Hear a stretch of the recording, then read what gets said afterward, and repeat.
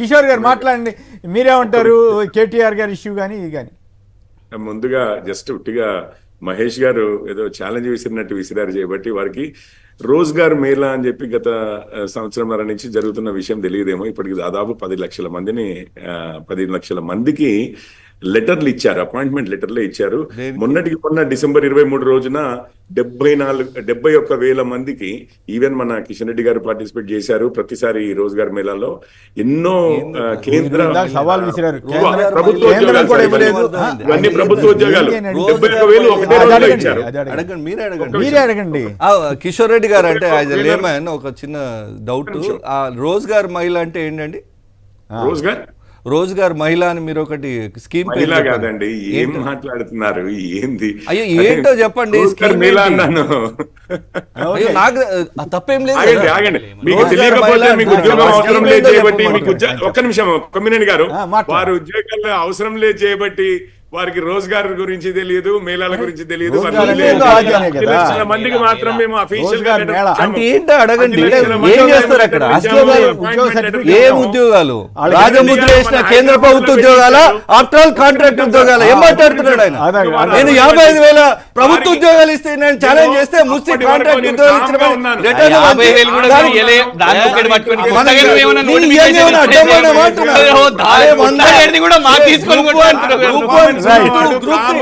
ఆంధ్రోలు పెట్టిపోయిన పరీక్షలే కదా, నువ్వు పెట్టింది ఏంది? నీ ముఖాన్ని చెప్పరాదు.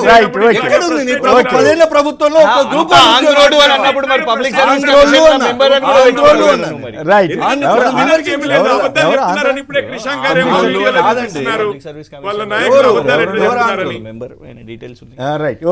గొలుగూరి వెంకట్రావు గారు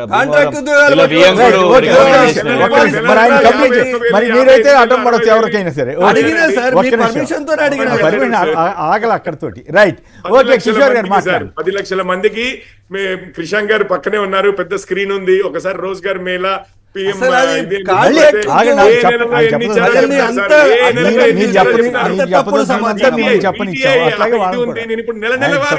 చదువుతాను. ఆగస్ట్ లో ఎన్ని ఇచ్చారు, సెప్టెంబర్ లో ఎన్ని ఇచ్చారు, అక్టోబర్ లో ఎన్ని ఇచ్చారు చదవమంటే చదువుతాను. ఉద్యోగాలే కాబట్టి డేటా మన దగ్గర ఉన్న డేటా ఉద్యోగాలే కావాలన్నది 2,500 మహిళలకు ఇస్తున్నాము అని చెప్పుకుని ఎక్కడ ఇస్తున్నామో చెప్పలేని పరిస్థితి మాది లేదు సార్. మేము చెప్పామంటే చెప్పాం. ఒకటి, ఇక మీరు కేజ్రీవాల్ గారి గురించి అయితే తెలిసిన విషయమే.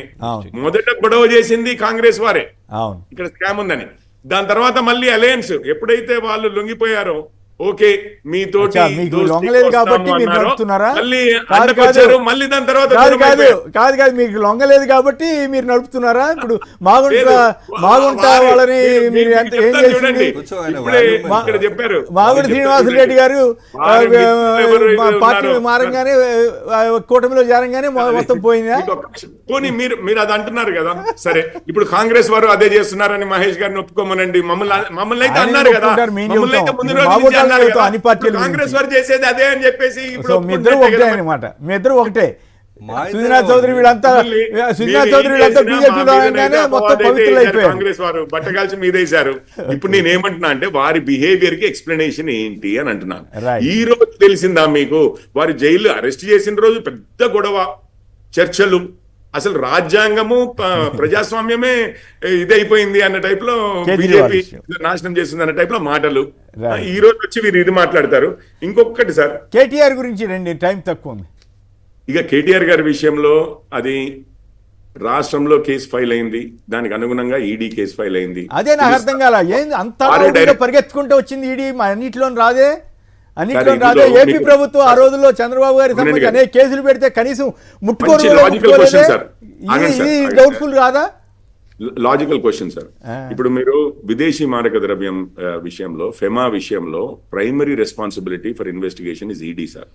ఐటీ డిపార్ట్మెంట్ కాదు, సిబిఐ కూడా కాదు, లేదా ఏసీబీలు కూడా కాదు.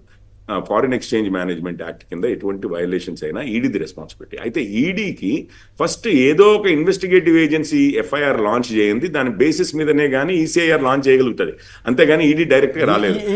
దాని మీద చాలా విషయాలు చెప్పాల్సి వస్తుంది. కానీ కిషోర్ గారు, మీకు వాస్తవాలు తెలుసు, నాకు తెలుసు, ఎవరు ఎట్లా మేనేజ్ చేసుకోగలరు చెప్పగలను. కానీ వద్దండి, కేటీఆర్ గారు సవాల్ విసురుతున్నారు.